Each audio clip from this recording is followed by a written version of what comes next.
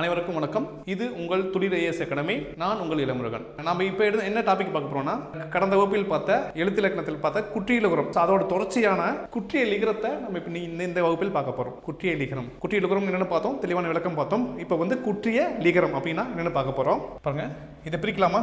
பிரிச்சா குறுமை பிளஸ் இயல் பிளஸ் இகரம். குற்றிய இகரம். ஈய வந்து கரம் சொல்லுவோமா, இகரம். கரம், காரம், கான் இதெல்லாம் பார்த்தீங்கன்னா எழுத்து பேர் சாரின்னு சொல்லுவாங்க. கரம், கான், காரம் இதெல்லாம் சொல்லுவாங்க. எழுத்து பேர் சேரின்னு சொல்லுவோம். அதே மாதிரி கேனம், ஆயுதத்துக்கு கேனம் சொல்லுவாங்க. எழுத்து பேர் சாரின்னு சொல்லுவாங்க. அது சின்ன வகுப்பில் பார்க்கலாம். இப்போ பாருங்க, அப்போ இகரம், அப்போ குறுமை பிளஸ் இயல் பிளஸ் இகரம். குறுகிய ஓசை உடைய இகரம்.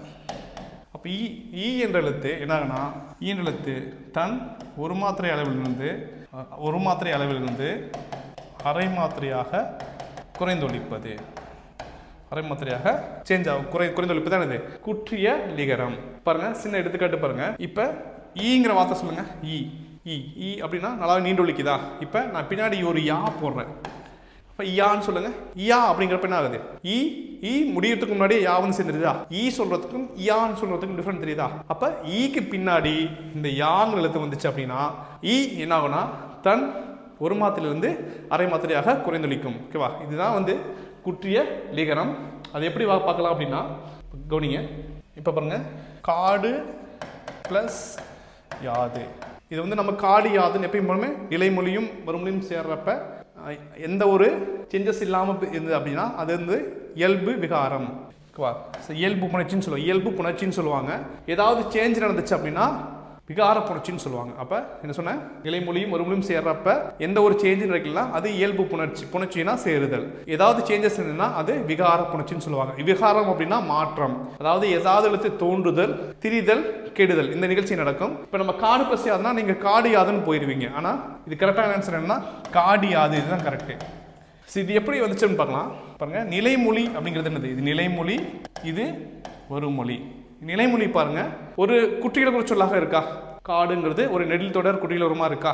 அப்ப நிலைமொழி ஒரு குற்றியலகுற சொல். அப்ப நிலைமொழி ஒரு குற்றியலகுற சொல்லாக இருக்கு. அது வறுமொழியின் முதலெழுத்தான யா என்ற எழுத்தோட சேர்றது. என்ன பண்ணுது? நிலைமொழியானது ஒரு குற்றியலகுற சொல்லாக இருக்கு.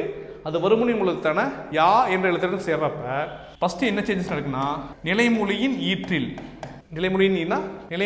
ஈற்றில் உள்ள என்னது டூ இருக்கா?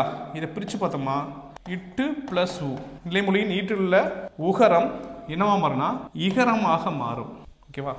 அப்ப நிலைமொழி ஒரு குற்றியலகுற சொல்லா இருந்து அது வறுமொழியின் முதலெழுத்தான யா எகரத்துடன் யா என்ற எழுத்துடன் சேரும்போது நிலைமொழியின் ஈற்றில் உள்ள உகரம், நிலைமொழியின் ஈற்றுனா கடைசியில் உள்ள உகரம் இகரமாக தெரியும். அப்ப இட்டு பிளஸ் ஊ என்ன ஆகும்? இட்டு பிளஸ் டீன்னு மாறும். அப்ப டீன்னு மாறிடும். இப்ப இது என்ன விதி அப்படின்னா, எவ்வரின்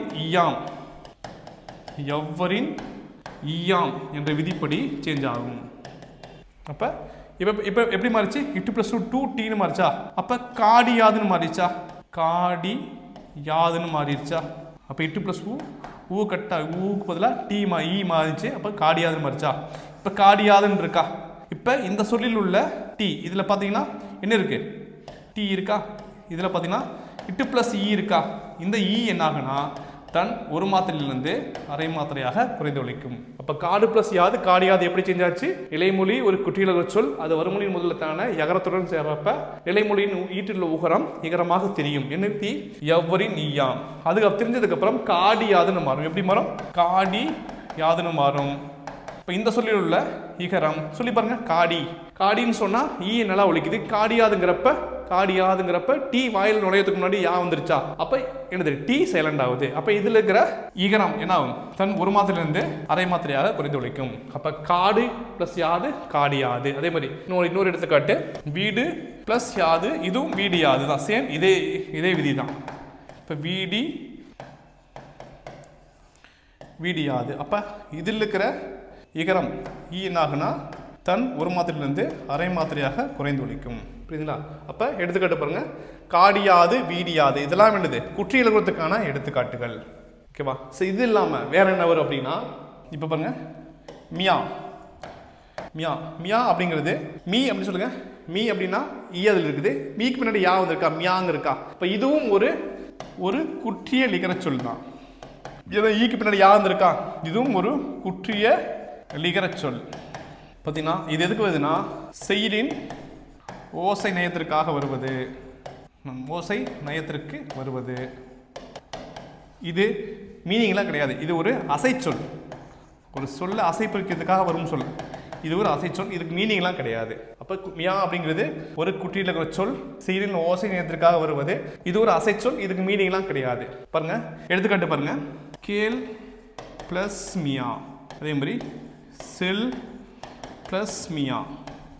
லகரத்துக்கு பின்னாடி மகரம் வந்துச்சுன்னா என்ன ஆகும், ஒரு விதி இருக்குது, அந்த இல் பதம் இன்னா மாறும். ஓகேவா, அப்போ கேன்மியா, இது கேன்மியான்னு மாறும், இது வந்து சென்மியான்னு மாறும். அப்போ இந்த கேன்மியா சென்மியா இதில் பாருங்க, இதில் ஈ இருக்கா, ஈ என்ன ஆகும், தன் ஒரு மாத்திரையிலிருந்து அரை மாதிரியாக கொண்டு இருக்கும். ஸோ இதுவும் இதுதான் குட்டி இலக்கணத்துக்கான எடுத்துக்காட்டுகள். குட்டி இலக்கணம் என்ன தெரிஞ்சிச்சா, அதாவது இகரத்துக்கு பின்னாடி யா வந்தாவே அதுதான் குட்டி இலக்கணம். 4 எடுத்துக்காட்டு தான், வீடியாது காடியாது கேன்மியா சென்மியா, இதெல்லாம் என்னது குட்டி இலக்கணத்துக்கான எடுத்துக்காட்டு. அதே மாதிரி குட்டி இலக்கணம் அப்படிங்கிறது இதில் ஒரு 2 பாயிண்ட் இருக்கு. குட்டி இலக்கணம் அப்படிங்கிறது இலக்கிய வழக்கில் மட்டும். இப்போ குட்டி இலக்கணம் அப்படிங்கிறது இலக்கிய வழக்கில் மட்டுமே உள்ளது. ரெண்டாவது உரைநடை வழக்கில் கிடையாது. அப்போ இலக்கியத்தை சீல தான் பயன்படுத்துவாங்க, உரைநடையில் அதை பயன்படுத்த மாட்டாங்க. இப்போ உரைநடை வழக்கில் கிடையாது.